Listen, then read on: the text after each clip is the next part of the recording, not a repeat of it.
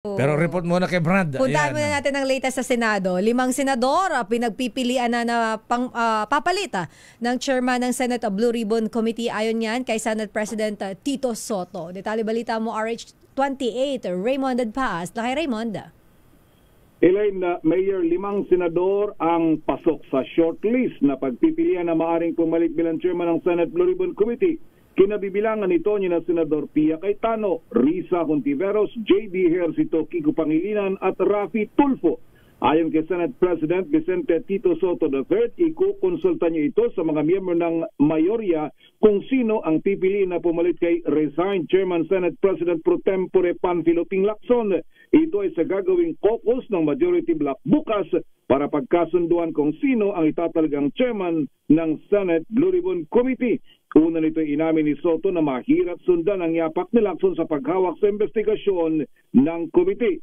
Si Lacson ay tuluyan ng nag-resign bilang chairman ng Senate Blue Ribbon Committee kasunod ng liham na ipinadala kay Senate President Soto. Idinahilan ni Lacson na may mga kasamahan siyang senador na dismayado sa direksyon ng kanyang pag-iimbestiga sa mga anomalya sa flood control project. Dahil sa kanilang pakiramdam, sila ang nadidiin at napoprotekta ng mga congressmen na silang bida sa katiwalian sa flood control at budget insertion.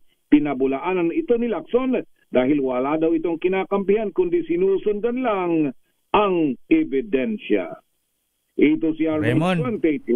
Mayor. Abay, pagka hindi pa ano yan, naayos yan, isusumbong na kay Tulfo yan. Ayan. O kaya kung hindi pa kaya isumbong kay Tulfo, di padaanan natin kay Bitag yan.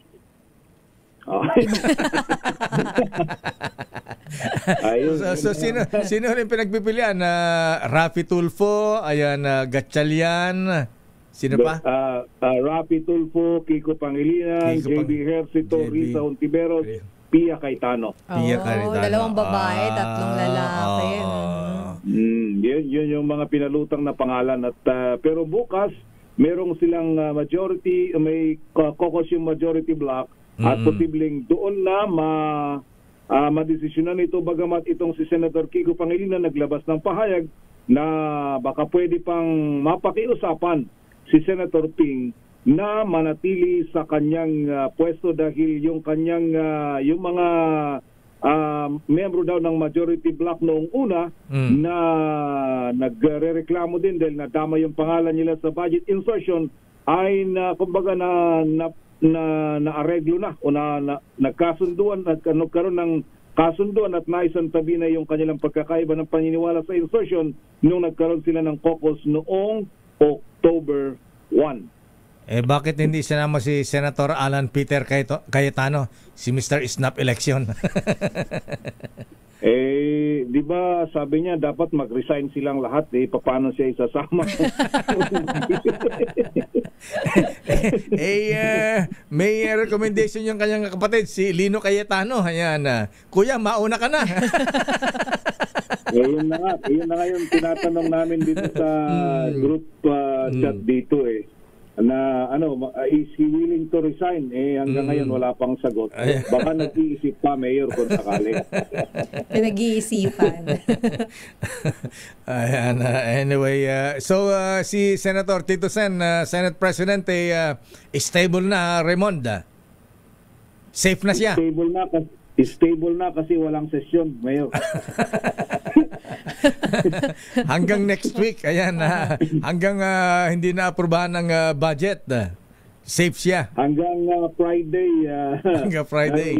Pero ang balita nga namin, parang open-close lang yung mangyayari sa Biyernes, Mayor.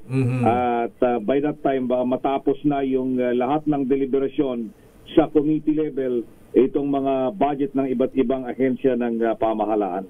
Na kanino ba ang magkapatid na Villar, Senator Mark at Senator Camille? Majority o nasa minority sila? Majority, Mayor. Kaya pala sinasabing swing vote din yung magkapatid. Ayan, bukod kay the good one. Pwede rin. Pero mukhang nagkausap-usap na daw sila mukhang okay na sa the good one okay na sa the good one. Okay na. Pero siyempre yung mga magkakapatid, yun ang magiging swing vote. Yung dalawang magkapatid at isa pang kapatid. Yung mga Tulfo brothers. Tulfo brothers, dalawa. At saka kaya... Si Senator Tia kasi nasa majority. Si Senator Alan siya minority. Oo nga pala, magkaiwalay nga pala silang dalawa. Nasa majority ba si sister? Oo, nasa majority, Mayor, nasa majority. Minority Kaya pala may bubit si Senator Alan. Nasa majority si ate. Ayun. Sige. Abangan na lang natin. Pero sabi nga ng ating mga kababayan, lalo na ang mga obispo ng CBCP, tama na. Ayan, mga bangayan dyan sa Senado. Ayan, trabaho na lang. Nakapundi na. Ayan. Baka maya. Ayun na nga. Dito sa Senado sa ngayon, Mayor, ay ito nga, merong hearing ng Commission on Appointment. Ang chairman ng Foreign Affairs Committee sa CA, si Senator Ping, pinasa niya kay Congressman Tony Pet Albano ang pag-preside dahil medyo masama daw yung kanyang pakiramdam, masama yung boses. Garalgal yung boses niya kanina pagsisimula ng hearing ng PA. Kaya ipinasa niya muna doon sa Vice Chairman na si Congressman Tony Pet Albano. Siya ang nagpipreside ngayon dito sa confirmation hearing sa dalawang foreign service officers ng Department of Foreign Affairs. Pagkatapos nito ay isasalang din sa hearing naman sa chairman ang susunod ay sa Justice and Judicial and Bar Council na ang chairman dito sa committee ay si Senador Rodante Marcoleta at isasalang si retired Justice Jose Catral Mendoza bilang miyembro ng Judicial and Bar Council o JBC. Member pala ng JBC si Senator Marco. Miyembro siya ng Commission on Appointment, Mayor. Si chairman ng Justice and Judicial and Bar Council. Okay. Sige nga, Rod. Sino daw ang malakas sa pagiging ombudsman? Anong sabi ni Marco? ayaw naririnig yung pangalan ni kay Secretary Boying Remuno.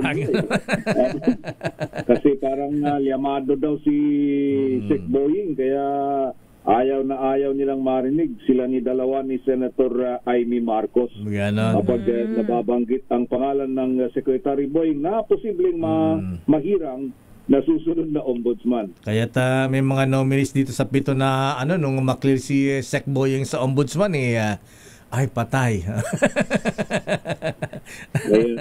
Yun na ang usapan kahit na ang parang ang di ba doon sa JBC vote ang pinakamataas ay si Attorney Aguinaldo. Mukhang yun ang mga pag-uusapan. Narinig din natin dito na si Secretary Boying. Ayan, kaya sabi nga si Boying, si Sammy, si Lisa o si Mike. Ayan. Pero si Lisa malakas din Ayan si Deputy Executive Secretary pala ito, Apo Lucas, Attorney Lisa Logan. Sabi ng ating bubit, naku, tapang din yung babaeng yan. Mas matapang ba kay Boying? Sige, abangan na lang natin, Raymond. Maraming nag-aabang dyan, Mayor, dahil medyo controversial nga yan. Dahil alam naman natin yung kasaysayan kasi pag talagang kung sino marami ang sumusunod dahil lalong-lalo na at ngayon ay ang daming dawit sa flood control baka ombudsman ang lilitis sa kanila pag nagkataon. Ayan, kaya sino ang mananaig? Si Sir o si Ma'am?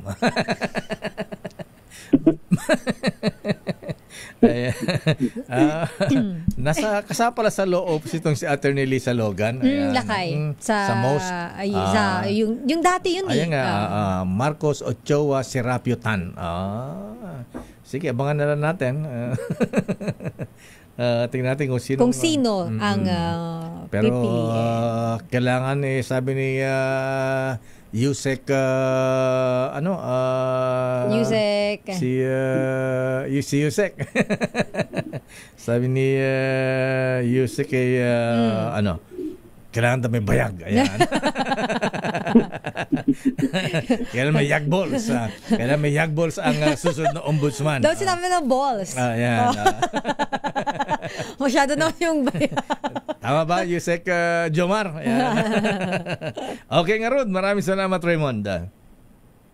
Mula sa Senado na sa ngayon ay patuloy yung Senate Commission on Appointment hearing at may mga kasabay ding mga budget deliberation mamayang alas 10, yung budget ng Department of National Defense. Ito si RH 28, Raymond Advance para sa DCRH, una sa Pilipinas.